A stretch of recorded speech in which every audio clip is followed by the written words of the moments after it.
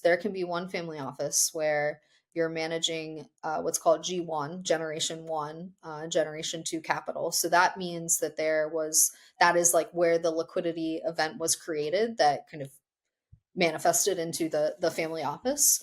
And so through that, you may have that individual actively involved in the decision making for the investments that are in their portfolio.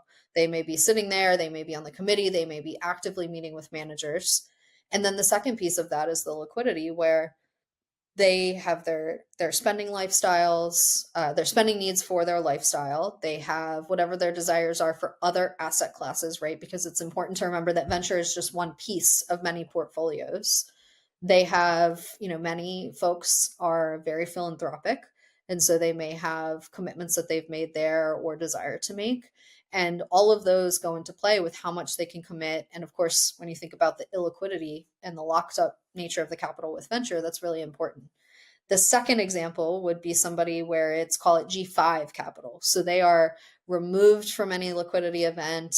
They are diversified out of, anything that came about from that wealth creation event. And they typically look more like what I would just say is an investment firm, right? They don't look like a traditional family office. The family may or may not be involved in the decision making. You may not even know who the family is, because again, these are all individuals where if you're working at a family office, like I always viewed, it's very important to maintain the privacy and confidentiality of those people, right? They have their own lives, they have their own ambitions, and that's part of our role in those situations.